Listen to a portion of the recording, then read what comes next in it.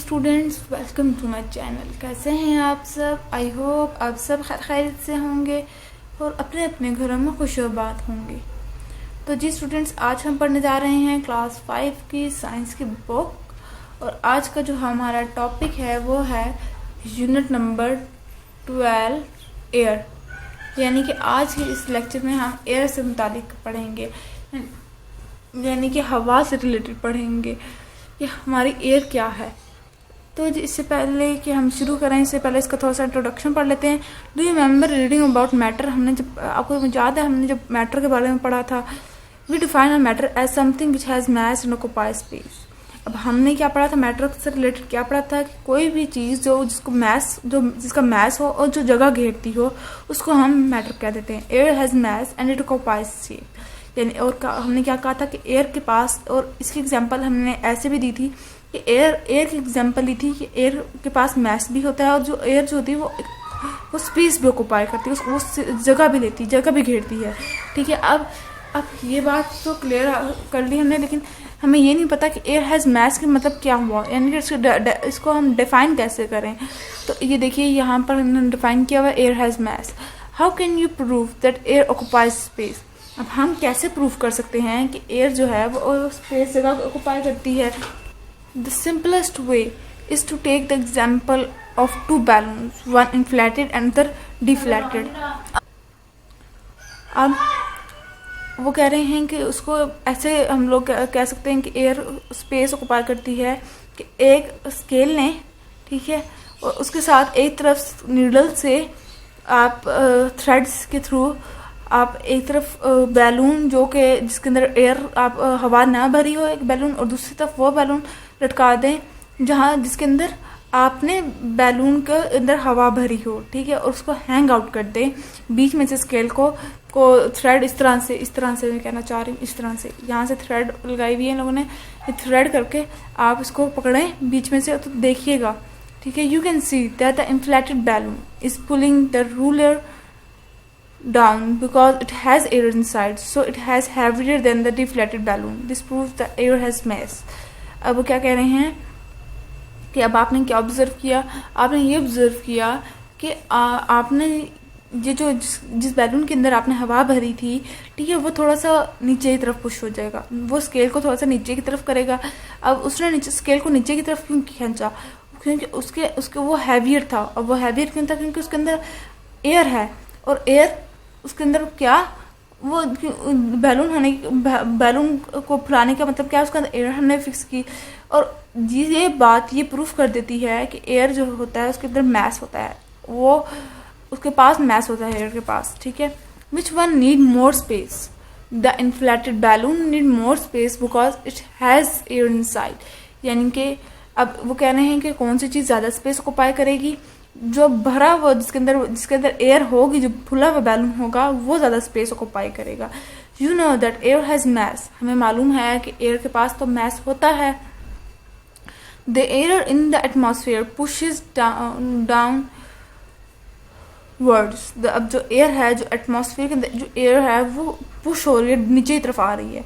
Air is pressing on everything on earth. अब air जो है वो प्रेस कर रही है हर चीज़ को अर्थ पर, प्रेस कर रही है हर चीज़ को अर्थ पे, ठीक है। Air presses on your body too.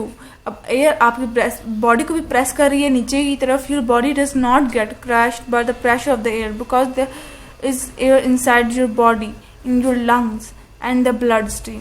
अब आपकी बॉडी क्रैश क्यों नहीं हो जाती? ठीक है, क्यों? क्योंकि जो आपकी एयर आपको ऊपर से तो पुश कर रही है, लेकिन साथ ही साथ आपकी बॉडी के कुछ पार्ट्स में भी एयर है, इस वजह से आप क्रैश नहीं हो जाते। आपकी कौन से आपके लंग्स में भी एयर है, आपकी ब्लड स्ट्रीम में भी एयर है, आपकी बॉडी के अंदर एयर है, ठीक है। Air is all around us. Air जो है वो हमारे इर्द गिर्द हर जगह पर मौजूद है। Air is necessary for us to live. अब एयर हमारे लिए नेसेसरी है, हमारे जीने के लिए, हमारे जिंदा रहने के लिए। But where does it come from? लेकिन ये एयर कहाँ से आती है? अब ये एयर आती है एटमॉस्फेयर से। अब एटमॉस्फेयर क्या है? The earth is surrounded by a layer of gases. अब जो हमारी अर्थ है वो एक लेयर है गैसेस की, वो उससे सराउंडेड हुआ है। और ये जो अर्थ हमारी इन गैसेस से सराउंडेड हुआ है, उसको हम क्या कहते हैं, एटमॉस्फेयर का नाम दे देते हैं। This mixture of gases is called air. और जब ये जो मिक्सचर है गैसेस का, इसको हम एयर का नाम दे देते हैं।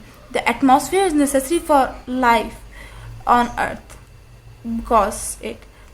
अब जो एटमॉस्फेयर है वो ज़रूरी क्यों है, जो अर्थ पे जो लाइफ्स रह रही हैं, जो जानदार चीज़ें रह रही हैं, उनके लिए एटमॉस्फेयर ज़रूरी है। और वो क्यों है, क्योंकि उसको वो कंटेन इंपॉर्टेंट गैसेस, क्योंकि वो कुछ इंपॉर्टेंट गैसेस कंटेन कर रही हैं। कंट्रोल्स द वेदर, वो हमारा वेदर कंट्रोल करती है। Atmosphere protects the earth from the harmful rays of sun, protect करती है सन को, प्रोटेक्ट करता है अर्थ को हार्मफुल जो रेज आ रही हैं सन की तरफ से, सूरज की तरफ से, उससे हमें प्रोटेक्ट करता है। कैरीज साउंड, और ये हमारी साउंड को भी कंट्रोल कर रही है एटमॉस्फेयर। ठीक है। Compare the earth to the moon. अब अगर हम अर्थ को मून से कंपेयर करें, the moon has no atmosphere, it has no wind, no sound, no life and no weather. अब मून के पास कोई एटमॉस्फेयर नहीं है, कोई विंड नहीं है, कोई साउंड नहीं है, कोई लाइफ नहीं है, कोई वेदर नहीं है। Without a space suit, a person's lungs would explode because the air in the lungs would expand without resistance. अब अगर मून पे हम स्पेस सूट ना पहन के जाएं, तो जो पर्सन के, जो किसी भी शख्स के जो लंग्स होंगे वो एक्सप्लोड हो जाएंगे। अब वो एक्सप्लोड क्यों हो जाएंगे, उनके अंदर वो ख़राब क्यों हो जाएंगे, because the air in the lungs will expand without the resistance. अब क्योंकि हमारे जो लंग्स हैं ना वो एक्सपैंड हो जाते हैं रेजिस्टेंस के बगैर ही। ठीक है। फिर आ गया लेयर इन द एटमॉस्फेयर। अब लेयर एटमॉस्फेयर की जिक्र किया था हमने, लेयर ऑफ एटमॉस्फेयर के ऊपर द एटमॉस्फेयर में। ठीक है। अब लेयर ऑफ एटमॉस्फेयर क्या है वो भी मैं आपको बताती हूँ। The atmosphere is made up of 5 main layer. अब जो हमारा एटमॉस्फेयर है वो 5 लेयर से बना हुआ है। They are troposphere, the stratosphere, mesosphere and the thermosphere and the exosphere. ये 5 लेयर एटमॉस्फेयर की होती हैं। The layer of gas are thicker closest to the ground, यानी कि वो जो लेयर होगी ना गैसेस की वो थिक होती चली जाएगी, जो जैसे जैसे वो ग्राउंड के क्लोज आता जाएगी। But as you move higher the layer become thinner, लेकिन जब आप बढ़ते चले जाएंगे तो लेयर थिनर होती चली जाएंगी। ये देखिए, ये हैं वो layer of atmosphere, 5 layers of atmosphere.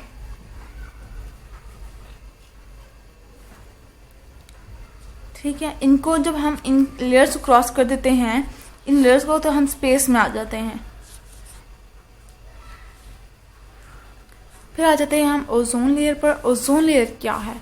The ozone layer in the stratosphere is one of the most important layer of the atmosphere. अब ओजोन लेयर जो कि स्ट्रेटोस्फेयर पर मौजूद होती है, ये बहुत इंपॉर्टेंट लेयर है हमारे एक एटमॉस्फेयर के लिए। ये देखिए, ये रही ओजोन लेयर और ये रहा स्ट्रेटोस्फेयर। ठीक है। Ozone is the form of oxygen. अब ओजोन एक ऑक्सीजन की फॉर्म है। It block most of the harmful rays from of the sun from reaching the earth. अब ये ब्लॉक कर देती है, रोकती है सन से जो हमारे पास हार्मफुल रेज आ रही है ना, वो उनको रोकती है अर्थ पे आने से। In other word, ozone layer is like a protective blanket around the earth. अब अगर हम इसको दूसरे अल्फाज में कहना चाहें तो हम ये कह सकते हैं कि ओजोन लेयर एक प्रोटेक्टिव ब्लैंकेट है, एक प्रोटेक्टिव लेयर है अर्थ के गिर्द गिर्द। देखिए, सन से भी हमें कुछ हार्मफुल रेज आ रही हैं, लेकिन वो हम तक आने से पहले वो ओजोन लेयर से क्लियर हो जाती हैं, क्लियर आउट हो जाते हैं, और जो सही रेज होती हैं वो हमारे पास आ जाती हैं। जो हार्मफुल रेज होती हैं वो ओजोन लेयर पे ही ख़त्म हो जाती हैं। फिर ये देखिए, यहाँ पे ये डिड्यूनो है। Air become thinner the higher one climber into the atmosphere, that is why mountaineer take oxygen with them in cylinder when they climb very high mountain like Everest। अब एयर जो होती है वो थिन होती जाती है जैसे जैसे हम ऊपर की तरफ जाते हैं। ठीक है। यही वजह है कि जितने भी माउंटेनर्स होते हैं, जैसे जैसे वो ऊपर की तरफ जाते हैं, वो अपने साथ ऑक्सीजन मास्क लेके जाते हैं, ऑक्सीजन सिलेंडर्स लेके जाते हैं। क्यों लेके जाते हैं? क्योंकि फिर वो जैसे जैसे ऊपर जाते हैं, जिस तरह माउंट एवरेस्ट पे कोई जा रहा है, कोई माउंट एवरेस्ट पर माउंटेनर्स जा रहे हैं, ठीक है, तो वो इसी वजह से अपने साथ ऑक्सीजन मास्क लेके जाते हैं, ऑक्सीजन सिलेंडर्स लेके जाते हैं, क्योंकि जैसे जैसे वो ऊपर जाते जाते हैं वैसे वैसे ऑक्सीजन जो होती है, जो एयर होती है वो थिन होती चली जाती है। तो जी ये थी आज की वीडियो। आई होप आपको समझ आ गया होगा। अगर मेरी ये वीडियो पसंद आई है या कुछ भी इस वीडियो से समझ आया है तो मेरे चैनल को सब्सक्राइब करें, मेरी वीडियोस को लाइक करें और साथ ही साथ बेल आइकन को भी प्रेस कीजिएगा ताकि मेरी हर लेटेस्ट अपडेट आप तक पहुंच सके। तो जी अब दीजिए इजाज़त, अपनी दुआ में याद रखिएगा। अल्लाह हाफ़िज़।